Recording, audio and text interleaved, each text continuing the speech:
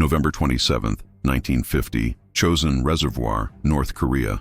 The temperature is minus 35 degrees Celsius, cold enough that spit freezes before hitting the ground, cold enough that metal weapons stick to exposed skin and tear off flesh, cold enough that morphine syrettes freeze solid and cannot be administered to wounded men who scream in agony. At a place the Marines will come to call Fox Hill, 90 men from Fox Company, 2nd Battalion, 7th Marines, are digging into frozen ground that resists their entrenching tools like concrete. They can barely chip through the surface. The permafrost extends down several feet. A proper fighting position that would take an hour to dig in normal conditions takes 4 hours here. And even then, it's barely 18 inches deep, not enough to protect a man lying prone from grazing fire.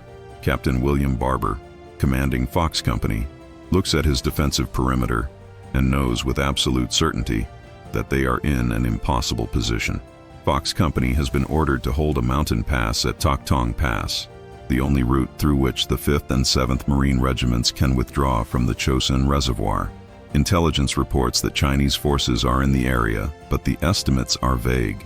Several thousand is the best guess. The actual number, which Barber will not know until the first attack comes that night, is closer to 30,000.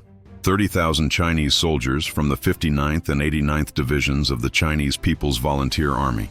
Hardened troops who have been waiting in the mountains for weeks, preparing to annihilate the Marine Division piece by piece, starting with isolated outposts like Fox Hill. 30,000 against 90. The mathematics are simple and brutal. That's 333 attackers for every defender. Even if every Marine killed 10 Chinese soldiers before dying, which is statistically impossible in sustained combat, they would be overrun by sheer numbers. Even if they killed 100 each, which has never happened in the history of warfare, there would still be 21,000 Chinese soldiers left to sweep aside whatever remained. Every tactical manual says the same thing. When facing overwhelming numerical superiority and extreme cold with no hope of reinforcement, withdraw to consolidate with friendly forces. Do not attempt to hold an isolated position where you will be surrounded and destroyed. Preservation of force is the priority, but withdrawal is not an option. If Fox Company abandons Tok Tong Pass, the Chinese will control the only escape route for 8,000 Marines fighting at the Chosin Reservoir. Those Marines, already engaged in desperate combat against overwhelming Chinese forces, will be trapped and destroyed. The entire 1st Marine Division could be annihilated. The loss would be catastrophic, possibly changing the outcome of the Korean War.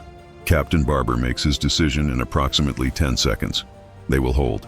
Somehow, 90 Marines against 30,000 Chinese soldiers, in temperatures that are themselves a lethal enemy, without adequate shelter or fortifications, they will hold for as long as it takes for the division to withdraw. And then his gunnery sergeant, a veteran of World War II who has survived Guadalcanal and Peleliu, proposes something that sounds like madness, but that comes from hard experience in the Pacific, where Marines learned to survive in conditions that should have killed them. A trick, an innovation, a technique for using the brutal cold itself as a weapon and a defense. Something so counterintuitive that when Barber first heard it, he thought the sergeant had lost his mind. Sir, we build ice walls. We use the cold. We pour water on the ground in front of our positions, let it freeze into ice sheets, makes it impossible for them to approach quietly, makes them slip and fall when they attack, creates a killing field that gets more effective every night. And we use our dead. The sergeant paused, knowing how this would sound. We use our frozen dead as breastworks. Bodies freeze solid in 20 minutes in this cold. Stack them in front of positions. They're better than sandbags. And one more thing, sir. We sleep in shifts, but the men who are sleeping, we bury them in snow. Complete burial. Sounds crazy, but snow is insulation. Body heat gets trapped.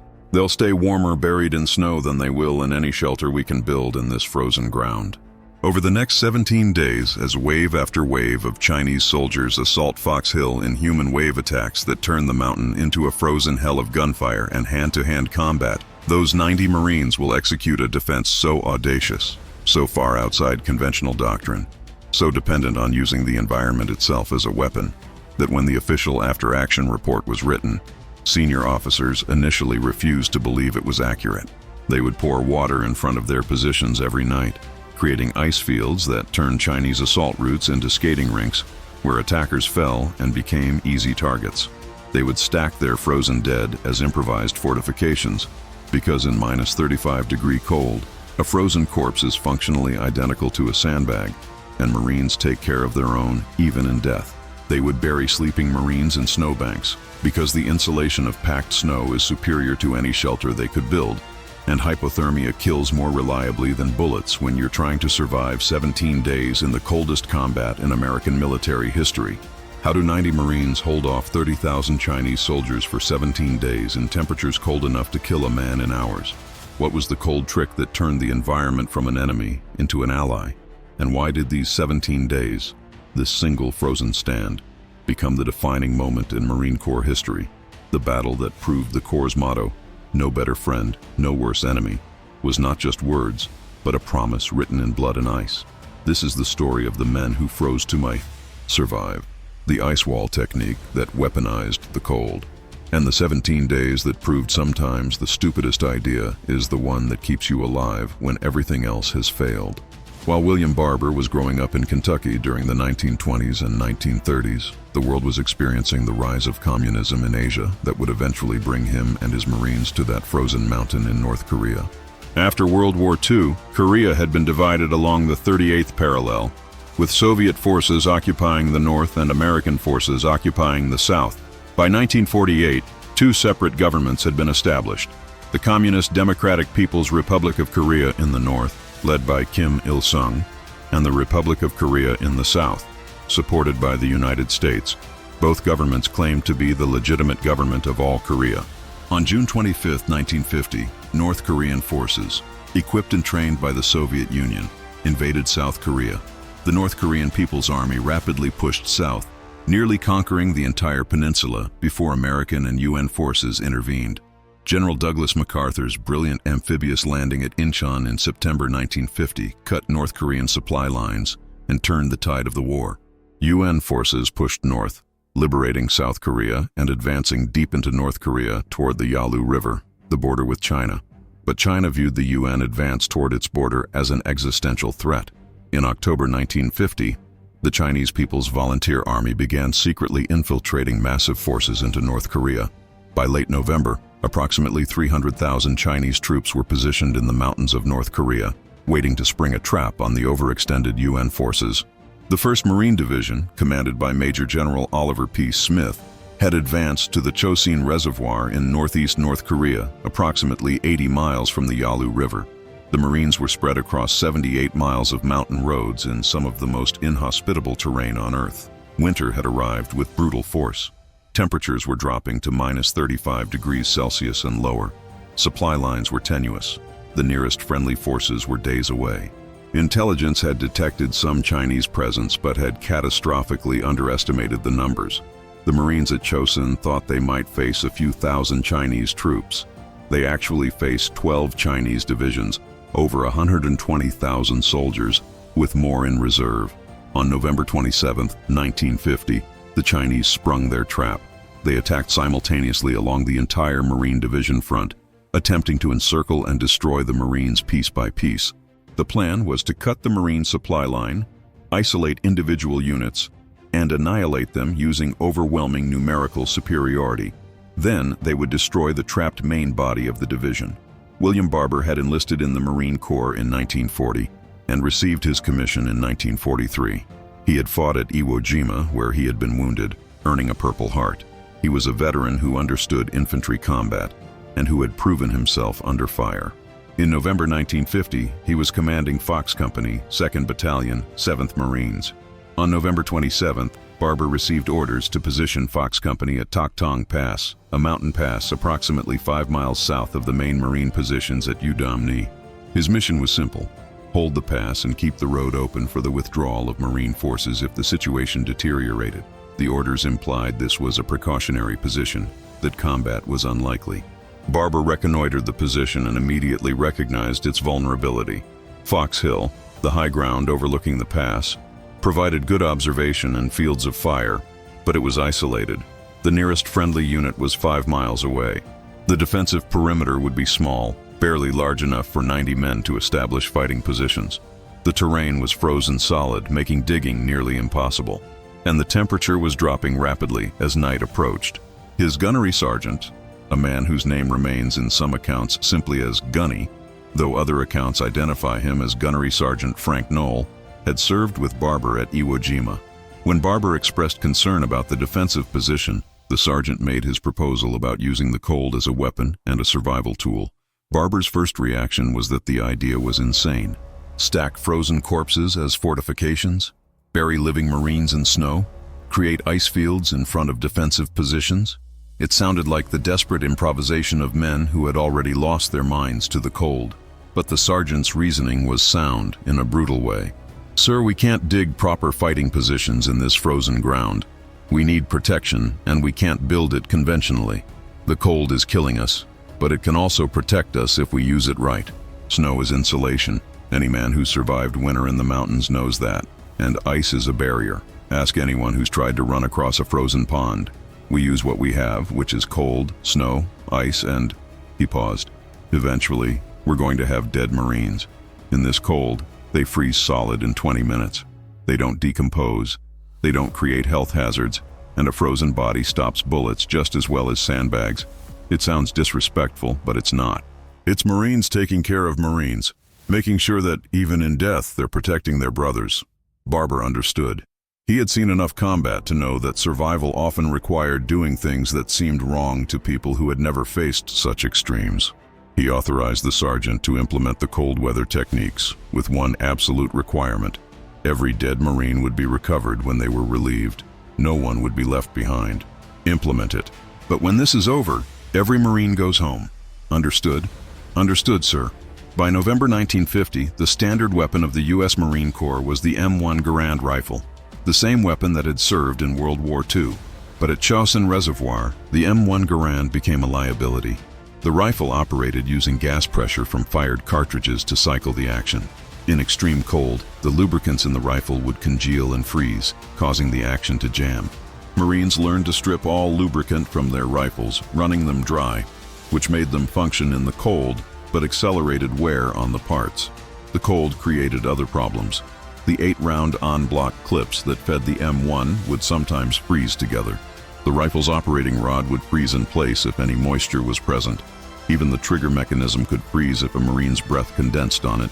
Marines learned to carry their rifles inside their parkas when not in immediate use, using body heat to keep them above freezing temperature. The Browning automatic rifle, the squad automatic weapon, was even more problematic in the cold. Its more complex mechanism was prone to freezing. Bar gunners had to fire short bursts and constantly work the action to prevent it from freezing solid. Ammunition itself was affected by the cold. The powder and cartridges burned less efficiently at extreme low temperatures, reducing muzzle velocity and range. Tracers, which used a pyrotechnic compound to create visible trails, often failed to ignite in the cold. But the cold also created advantages. Sound carried farther in the frozen air. Chinese forces moving through frozen vegetation created noise that was audible at great distances. The snow-covered landscape eliminated concealment.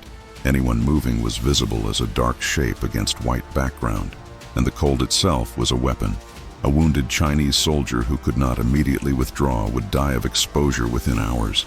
A Chinese soldier attacking up a mountain would be exhausted by the exertion and the thin air, then soaked with sweat that would freeze as soon as he stopped moving, leading to rapid hypothermia. The Marines at Fox Hill understood they were fighting two enemies, the Chinese and the cold. The trick was to make the cold kill more Chinese than Marines. In the hours before the first attack on the night of November 27th, Fox Company prepared their defensive positions using the techniques the gunnery sergeant had proposed. They established a perimeter on Fox Hill, approximately 200 meters in diameter, with fighting positions spaced around the perimeter. Each position was barely 18 inches deep, all they could chip through the frozen ground in the time available. The positions provided minimal protection, enough to go prone and have some cover from grazing fire, but not enough to protect from plunging fire or artillery. Then they began the water technique. Marines filled empty ammo cans and ration containers with snow, melted it using heat tabs from their rations, and poured the water on the ground in front of their positions. In the -35-degree temperature, the water froze almost instantly into sheets of ice. They repeated this process multiple times, building up ice layers 2 to 3 inches thick, extending 10 to 20 meters in front of each fighting position. The effect was to create an ice field that surrounded the defensive perimeter. Anyone approaching the positions would have to cross this ice. Running was impossible. Attackers would slip and fall. Even walking was difficult. And anyone who fell on the ice became a stationary target, easily killed by Marines firing from prepared positions. The technique had another advantage: noise. Footsteps on ice create distinct sounds. Soldiers falling on ice create even more noise. The ice fields became an acoustic early warning system, alerting Marines to approaching attacks even in darkness. For sleeping positions, Marines dug into snowbanks and created burrows. A Marine would crawl into the burrow and other Marines would pack snow over the entrance, essentially burying him alive. The Marine inside would use his body heat to create a small air pocket. The surrounding snow acted as insulation, trapping heat and creating a microenvironment that was significantly warmer than the ambient temperature outside. The technique was terrifying for Marines the first time they tried it. Being buried alive in snow triggers claustrophobic panic. But the Marines who overcame the fear discovered that they were indeed warmer buried in snow than they were in any above-ground shelter. Body temperature would stabilize at approximately 35-36 degrees Celsius, cold enough to be uncomfortable but not cold enough to cause hypothermia. Marines buried in snow could sleep for 3 to 4 hours and wake cold but functional. Marines who tried to sleep above ground in the minus 35-degree temperatures would develop hypothermia within an hour. The one technique they did not implement before the first attack was the use of frozen corpses as fortifications, because they did not yet have any dead. That would come soon enough. At 2130 hours on November 27th, the first Chinese attack began. Approximately 1,000 soldiers from the Chinese 59th Division assaulted Fox Hill from multiple directions simultaneously. The attack was preceded by bugle calls. The Chinese used bugles to signal and coordinate their attacks, and then waves of soldiers appeared out of the darkness, advancing up the hill. The Marines opened fire. The ice fields immediately created chaos in the Chinese ranks. Soldiers running across the ice slipped and fell. Some broke bones in the falls. Others simply could not maintain their footing and had to slow to a careful walk, making them easy targets for Marine riflemen.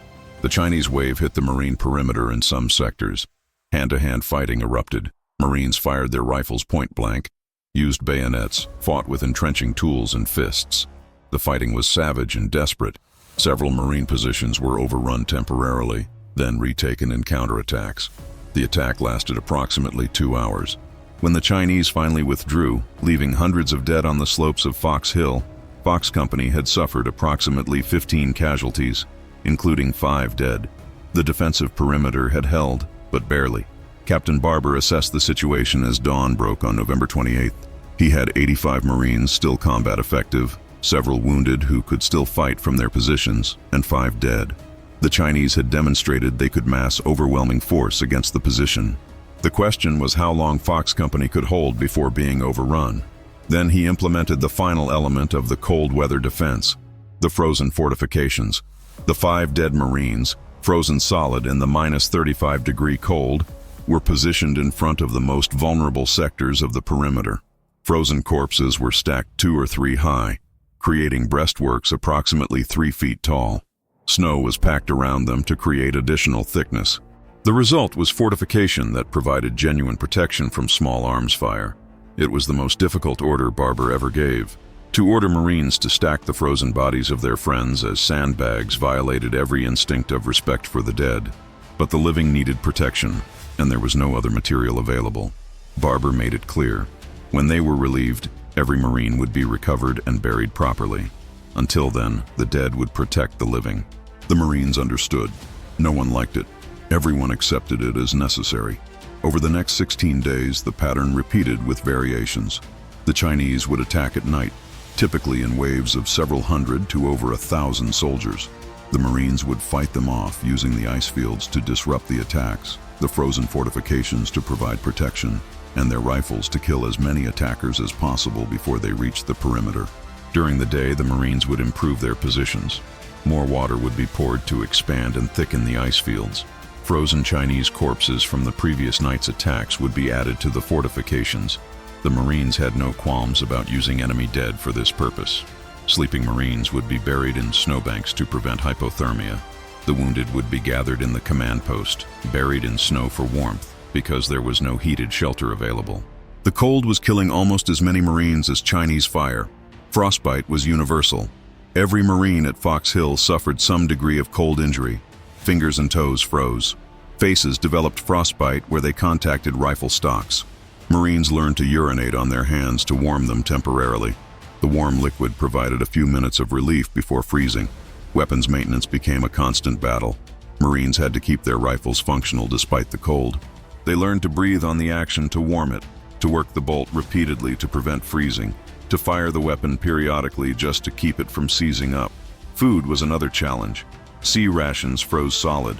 Chocolate bars became hard as rocks and could break teeth. Canned rations had to be thawed using body heat or heat tabs before they could be eaten. Many Marines simply didn't eat because the effort of thawing frozen rations was too great when exhausted. The Marine Corps resupply efforts were heroic but inadequate. The division tried to airdrop supplies to Fox Hill, but the extreme cold and winds made accurate drops nearly impossible. Many supply bundles landed outside the perimeter in Chinese-controlled territory. Of the supplies that landed inside the perimeter, much was damaged or frozen into uselessness. Ammunition resupply was critical. Fox Company was firing thousands of rounds per night. The Marines learned to police the battlefield during the day, collecting Chinese weapons and ammunition. The Chinese used mostly Soviet weapons, Mosin Nagant rifles, PPSH submachine guns, and occasional RPD light machine guns. These weapons and ammunition were collected and used when Marine ammunition ran low. Medical supplies were desperately short. Morphine syrettes froze solid and could not be administered. Plasma for wounded men froze and was useless. Corpsmen learned to carry medical supplies inside their parkas, using body heat to keep them liquid, but this was only partially successful. Many wounded Marines received no pain medication because there was none that could be administered. By December 2nd, 5 days into the battle, Fox Company had been reduced to approximately 50 combat-effective Marines. Casualties had been heavy, but the Chinese casualties had been catastrophic. Estimates suggested that over 2,000 Chinese soldiers had been killed or wounded attacking Fox Hill. The Chinese 59th Division had been effectively destroyed as a fighting force, but the Chinese committed the 89th Division to replace it. Fresh troops, approximately 10,000 strong, took over the assault on Fox Hill. The attacks continued. One night blurred into the next.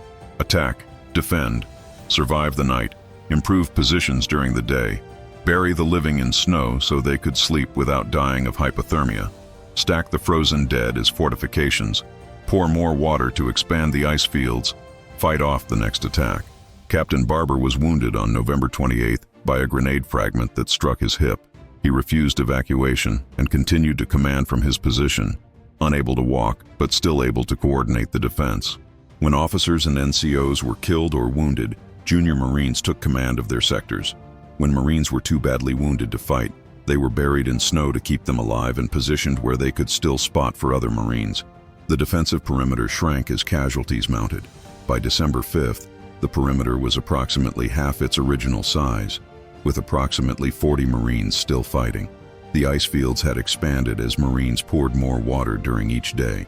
Some areas in front of the positions had ice accumulations nearly 6 inches thick.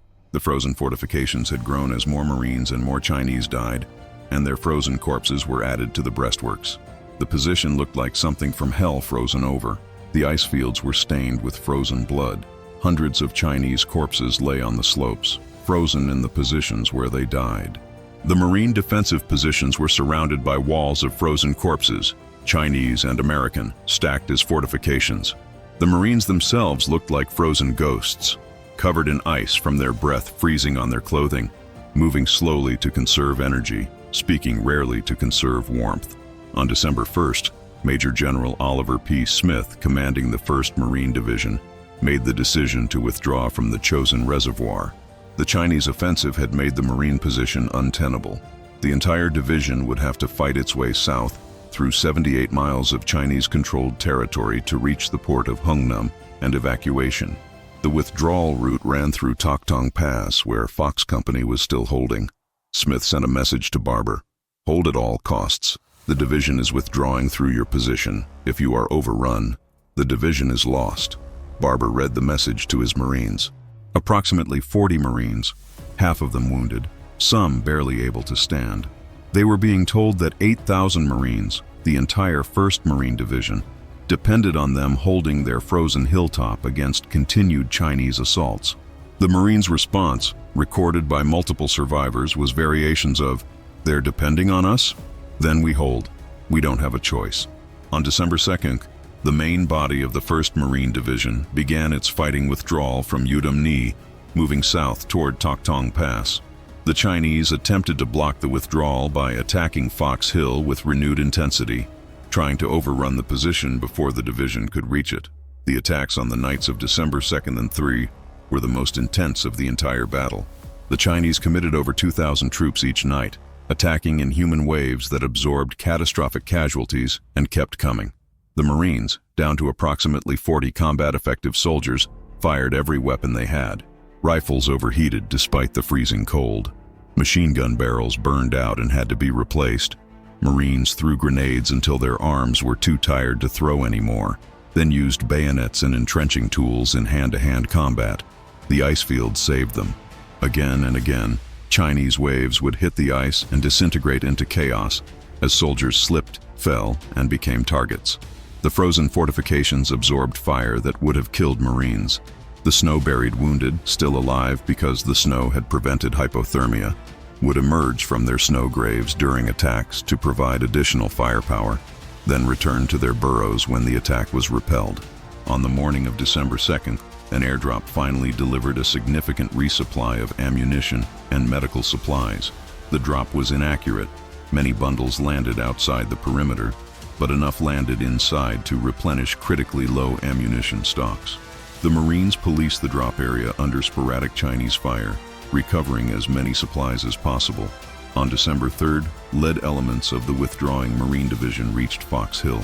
A relief column from 2nd Battalion, 7th Marines fought through Chinese blocking positions and broke through to Fox Company's perimeter. The Marines who had been trapped for 6 days were relieved, but the battle was not over. Fox Company, now reinforced, had to continue holding the pass while the entire division moved through. The withdrawal would take days. Fox Company's mission was to keep the road open. The reinforced position held for another 11 days, continuing to defend Toktong Pass against Chinese attacks, while regiment after regiment of Marines withdrew through the pass. The Chinese, realizing the strategic importance of the pass, continued to attack, but the reinforced position was strong enough to repel them. On December 11th, as the last Marine units withdrew through Toktong Pass, Fox Company was ordered to abandon their positions and join the withdrawal. They had held Fox Hill for 17 days against overwhelming odds. They had accomplished their mission. Of the 90 Marines who had established the position on November 27th, approximately 26 were still alive and able to walk on December 11th. The remainder were killed in action, died of wounds, died of cold, or were so severely wounded or frostbitten that they had to be carried. The casualty rate was over 70%, but the 1st Marine Division had escaped the Chinese trap. Over 8,000 Marines had withdrawn through Toktong Pass, fighting their way south to Hungnam and eventual evacuation. The division had survived. What was the real secret to Fox Company's survival? How did 90 Marines, reduced to 40, then to 26, hold off 30,000 Chinese soldiers for 17 days in temperatures that were themselves lethal? The answer lies in the innovative use of the environment as both weapon and protection, in leadership that maintained discipline and morale under impossible conditions, and in individual Marine courage that exceeded normal human limits. Post-war analysis by Marine Corps historians studying the defense of Fox Hill identified several factors that made survival possible. The ice field technique was extraordinarily effective. Chinese after-action reports, captured later in the war, specifically mentioned the ice defenses at Fox Hill as a major obstacle. Chinese soldiers reported that attacking across the ice was nearly impossible, that their casualty rates were much higher because they could not maintain coordinated movement on the ice, and that the ice created psychological impact because soldiers feared falling and becoming helpless targets. The use of frozen corpses as fortifications was militarily effective but psychologically difficult for both sides. Marine survivors reported that it was one of the hardest aspects of the battle, stacking frozen friends as sandbags. But they also reported that the fortifications worked. The frozen corpses stopped bullets and provided protection that saved lives. Chinese soldiers reported in post-war interviews that attacking positions defended by walls of the dead was psychologically devastating and contributed to declining morale. The snow burial technique for sleeping Marines prevented mass casualties from hypothermia. Medical analysis after the battle determined that Marines who used the snow burrows had core body temperatures approximately 3 to 4 degrees Celsius higher than Marines who tried to sleep above ground. This difference was the margin between hypothermia and survival. The technique was counterintuitive. Being buried in snow feels like it should be colder, but the physics of snow as insulation made it work. Captain Barber's leadership was critical. Despite being wounded and unable to walk, he maintained command and control of the defense for 17 days. His calm demeanor and steady leadership kept Marines focused on their mission rather than on the overwhelming odds against survival. Multiple Marine survivors cited Barber's example as the reason they kept fighting when surrender or flight seemed like the only rational options.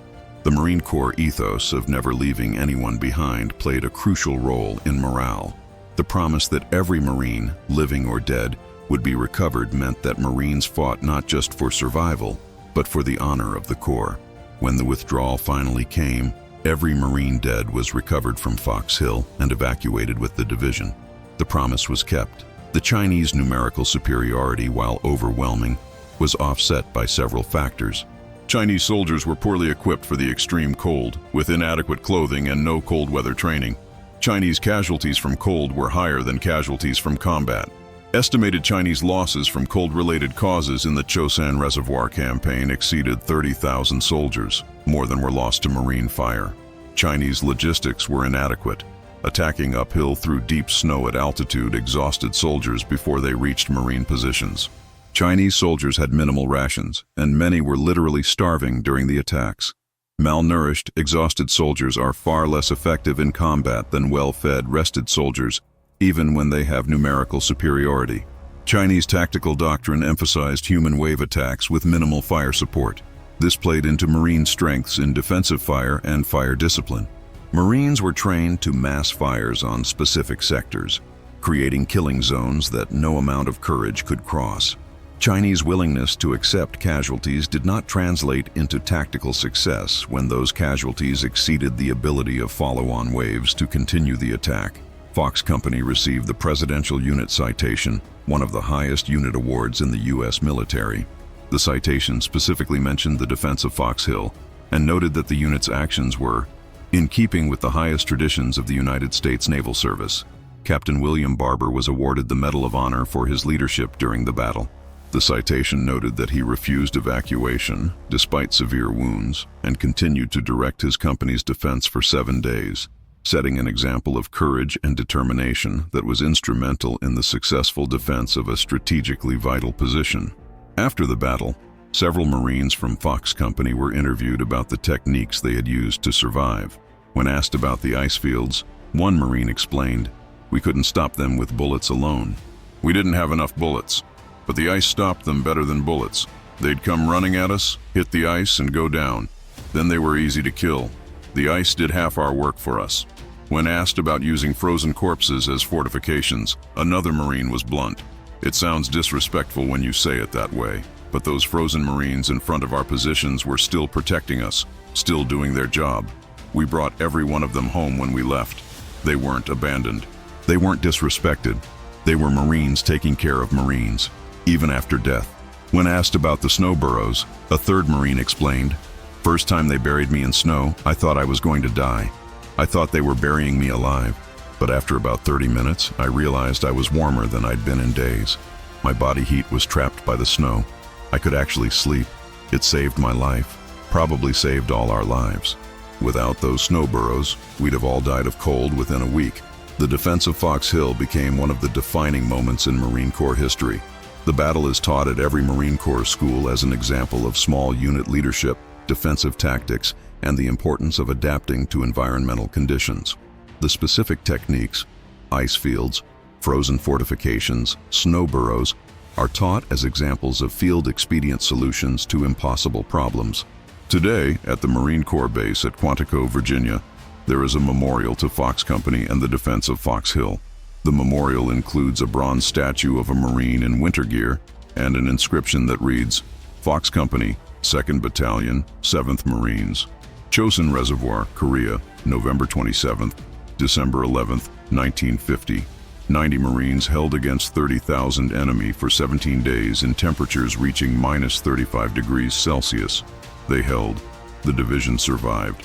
Semper Fidelis. At the Korean War Memorial in Washington, D.C., one of the statues depicts a Marine in winter gear, hunched against the cold. The statue is based on photographs from the Chosin Reservoir campaign. A placard nearby explains, "The chosen few, Marines of the 1st Marine Division, fought in the coldest combat conditions in American military history. They faced overwhelming enemy numbers, impossible terrain, and cold that killed as surely as bullets. They fought their way out, bringing their wounded and dead with them. They proved that with courage, leadership, and innovation, no situation is truly hopeless." William Barber retired from the Marine Corps as a colonel in 1970. He died in 2002 at age 82. His Medal of Honor citation is displayed at the National Museum of the Marine Corps. At his funeral, survivors of Fox Company served as pallbearers. One of them placed a small vial of ice water on his casket with a note, "For the ice fields that saved us, for the captain who led us, Semper Fi." It is a reminder that sometimes survival requires doing things that seem insane to people who have never faced such extremes, that the environment can be an enemy or an ally depending on whether you understand how to use it, that leadership matters most when the situation seems hopeless, that innovation under pressure can turn certain defeat into legendary victory.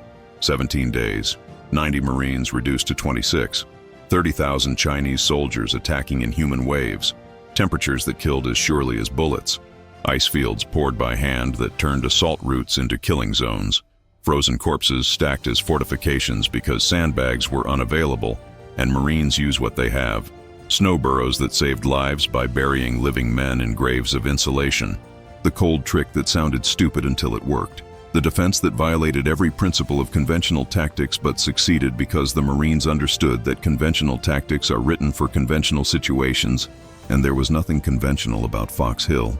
Captain Barber, wounded and unable to walk, commanding for 17 days from a frozen foxhole. The gunnery sergeant who proposed using ice, snow, and frozen dead as survival tools. The 90 Marines who held because 8,000 more Marines depended on them holding. And Marines do not abandon Marines. One frozen hilltop in North Korea. One 17-day stand against impossible odds. One innovation that turned the killing cold into a weapon and a shield. One promise kept. Every Marine came home, living or dead, because Marines leave no one behind.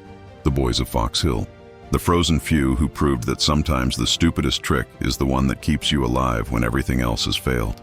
The Marines who weaponized winter itself and stacked their frozen brothers as walls, because in that frozen hell, the only thing they had was each other, and that was enough.